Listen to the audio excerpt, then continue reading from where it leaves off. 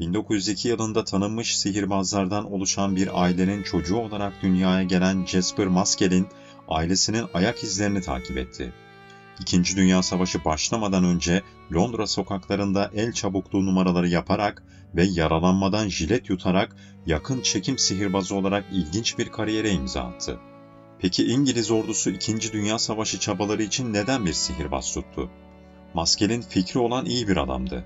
Savaş çabaları için iyi olacağını bildiği tuhaf bir fikirdi ama ilk başta ciddiye alınmadı. İngiliz silahlı kuvvetlerini büyünün miğfer kuvvetlerine karşı yardımcı olabileceğine ikna etmek için yoğun bir kampanya yürüttü. Ordu, Thames Nehri'nde bir Alman savaş gemisi illüzyonunu yaratarak onları ikna edene kadar onun fikrine şüpheyle yaklaştı. Orduyu yanılsamaların savaş çabaları açısından değerli olacağına ikna ettikten sonra İngiliz ordusu tarafından Farnham Kalesi'ndeki kamuflaj geliştirme ve eğitim merkezine gönderildi. Oradayken büyüsü küçümsemeyle karşılandı. İkinci Dünya Savaşı'nın ilk dönemlerinde kamuflaj klinik ve metodik bir şekilde geliştirildi ve uygulandı. Bu sihirbaz hilesi savaş zamanı meslektaşları tarafından kollarını veya kalplerini açarak hoş karşılanmadı. Meslektaşları onu dinlemiyordu. Maskelyne'nin başka bir dinleyici bulmaktan başka seçeneği yoktu. Bu yüzden bir baş müfettişin yaklaşan ziyaretinin yeteneklerini göstermek için mükemmel bir zaman olduğuna karar verdi. Generalin tesisi gezmesi sırasında makineli tüfeği simüle eden bir süpürge sapı onun bacaklarına çarptı.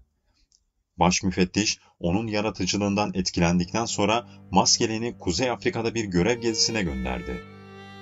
Kuzey Afrika'da Maskelyne A gücü aldatma departmanına atandı. Bu departmanda kendisine kamuflaj deneysel bölümü veya daha yaygın olarak sihirli çete olarak bilinen komutanlık verildi. Profesyonellerden oluşan bir grubu mimar, sanat restoratörü, marangoz, kimyager ve benzersiz becerilere sahip diğer insanlardan oluşuyordu. Özel grup yapısı, İngiliz ordusunun onlar için gerçekleştirdiği her türlü büyülü operasyonu gerçekleştirmek üzere özel olarak tasarlanmıştı. İngiliz savaş gemileri Akdeniz'i geçerek İskenderiye limanına doğru yola çıktıklarında Alman Luftwaffe'nin saldırısına uğruyordu. İngiliz ordusu tüm seçeneklerini tükettikten sonra gemilerini korumak için sihir çetesine İskenderiye limanını yok etme görevi verdi. Maskelyne liderliğindeki sihir çetesi cesurdu ve sınırlarını yeni boyutlara taşıyordu. Üyelerden birinin dahiyane bir fikri vardı. Bütün bir limanı kartondan kopyalayabilirlerdi. Bu, Luftwaffe ateşi için bir tuzak görevi görecek ve dikkatleri gerçek liman şehrinin gizlilik içinde saklandığı yerden uzaklaştıracaktır. Sahte liman tam boyutta tasarlanmamıştı. Sanki gökyüzündeki bir uçaktan geliyormuş gibi görünecek şekilde tasarlandı. Bu tür bir hile, birkaç mil ötedeki Mariot Körfezi'ndeki birçok asker ve diğer destek personeli tarafından yaratıldı.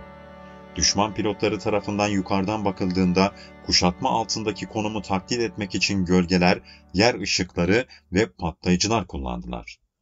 İllüzyon başarılı oldu. İlk gece pilotların ateşini çekti ve ardından ard arda 2 gece daha çekti.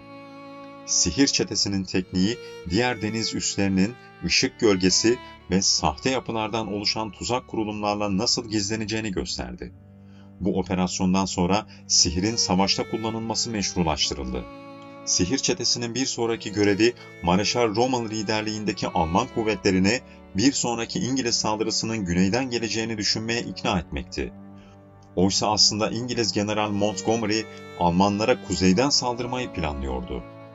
Bunun yapılmasına yönelik çabaya öncülük ettiler. Kuzeyde tanklar sıradan kamyonlara benzeyecek şekilde gizlendi ve güneyde 2000 sahte tank oluşturuldu. Amaç Nazileri tankların güneyden saldırdığına, kuzeyde ise yalnızca ikmal konvoylarının bulunduğuna ikna etmekti. Ayrıca sahte bir demiryolu hattı inşa ettiler. Sahte radyo konuşmaları yayınladılar ve hatta yanılsamaya sahte inşaat sesleri eklediler. Aldatma başarılı bir şekilde işe yaradı ve Montgomery Almanlara kuzeyden saldırarak onları kendi topraklarında gafil avlamayı başardı. Sihir çetesi bu operasyonlardan sonra dağıldı ve Maskelyne'nin savaşın geri kalanında ne yaptığı belli değil. Bazıları onun 2. Dünya Savaşı'nın geri kalanı boyunca askerleri sihir numaralarıyla eğlendirmekle görevlendirildiğini söylerken, diğerleri yeteneklerinin daha önemli şekillerde kullanıldığını iddia ediyor. Maskelyne, savaştan sonra Top Secret adlı bir kitap yazdı ve burada kahramanlıklarını anlattı. Bazıları kitabının bir kurgu eseri olduğuna inanırken, diğerleri onun savaş çabalarına yaptığı katkıyı takdir ediyor. İkinci Dünya Savaşı'nın bazı yönlerinin ne kadar gizli olduğu göz önüne alındığında, bu hikayenin doğru olup olmadığını asla bilemeyeceğiz. Jasper Maskelyne'in hikayesi ve onun savaş zamanı başarıları, gerçekleri ne olursa olsun birçok insana ilham kaynağı olmuştur. Onun maceraları 1983 yılında David Fisher tarafından yazılan Savaş Sihirbazı adlı kitapta ayrıntılı olarak anlatılmıştı. 2003 yılında savaş sırasındaki maceralarını anlatan Tom Cruise'un başrolde oynadığı bir aksiyon filmi yapılacaktı. Ancak film hiçbir zaman yapılmadı. Jasper Maskelyne 1948'de Kenya'ya taşındı ve burada 73 yaşında ölene kadar yerel halka sürüş ve sihir dersleri verdi.